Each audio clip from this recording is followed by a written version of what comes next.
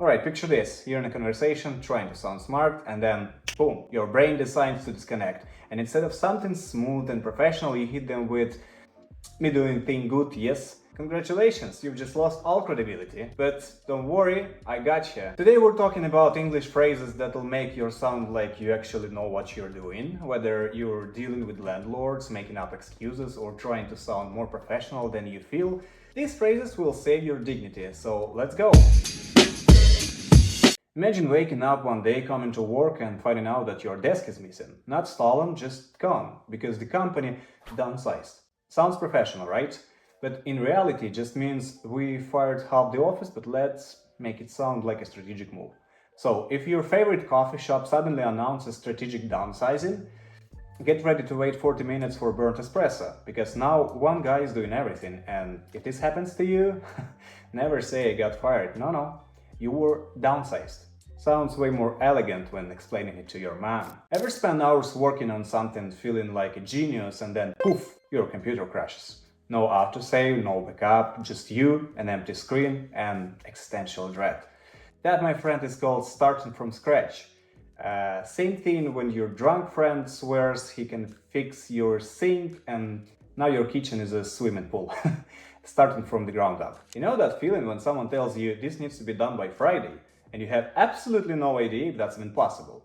That's setting a deadline. It's when people just throw a random date out there and pretend it makes sense. Like when your friend says, yeah, I'll be there in 5 minutes, and you know he hasn't even put on pants yet. On the rare occasion, you actually finish early. You're ahead of schedule, but if you don't, you're behind schedule. And that's when you get one of those just checking in emails. You ever notice that the more smiley faces in an email, the more they actually hate you? The first time I saw "to whom it may concern," I was confused. My manager was sending an email to Department of Justice, and instead of writing an actual name, she just slapped this at the top and hit send. At first I thought, what kind of a passive-aggressive nonsense is this? But then it hit me. This is genius. You don't have to find out the person's name. You don't even have to care. Just drop this phrase and suddenly you sound professional, no effort required. There's nothing scarier than sending an email that says please find attached and there is no file attached. Now you just look like an idiot. So this phrase basically means, hey, check the file. Just don't actually write hey.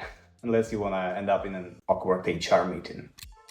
Ever get a text that just says, call me ASAP? Instant anxiety, right? You start replaying everything you've done in the last month, wondering what you could be possibly in trouble for. So technically, ASAP means as soon as possible, but when your boss says it, they really mean this should have been done last week and now you're in trouble. Imagine spending I have DVD delivery. Imagine spending 300 on a gym membership, going twice and then pretending it was worth it. That's where ROI, or return on investment, comes in. It's just a fancy way of asking, was this even worth the money? People use this for businesses, stocks, and that 200 blender that was supposed to change your life, but now just sits in the corner collecting dust. You ever send an email and wait, and wait, and wait, because you need your boss to approve something? That's called waiting for sign-off. It's the business version of texting someone and getting left unread for 6 hours. Except instead of heartbreak, it's just paperwork and regret. Wanna sound smart in any situation? Just say, let's look at the big picture. Doesn't matter what's happening. Your friend's panicking about an exam. Let's look at the big picture, man. Your car won't start. Time to consider the big picture.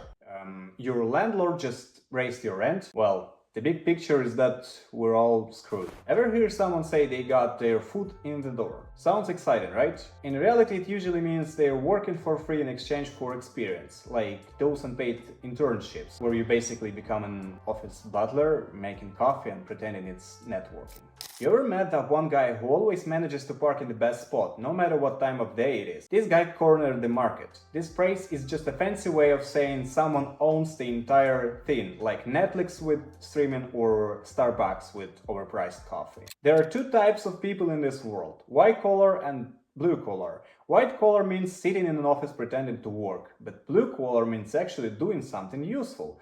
If your job involves more spreadsheets than sweat, congrats, you're a white collar now. Hope you enjoy passive-aggressive emails and unnecessary Zoom meetings. You ever get asked to do something you really don't want to do, but you don't want to sound rude to? Just hit them with, my hands are tied. It's the perfect excuse. Hey, can you help me move this weekend? Ah, man, my hands are tied.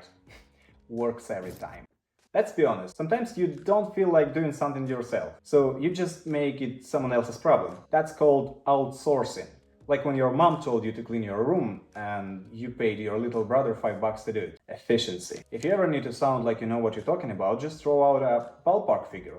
It makes you sound smart even if you're just guessing. Like when someone asks you how much something costs and you hit them with somewhere in the ballpark of 100. Alright, that's a wrap. If you actually made it this far, congrats. You now have a whole arsenal of phrases to sound smarter, more professional, or just confuse people into thinking you know what you're talking about. Let me know in the comments what's your favorite useless but impressive English phrase, and don't forget to hit that like button. Or don't, I won't know. See you next time.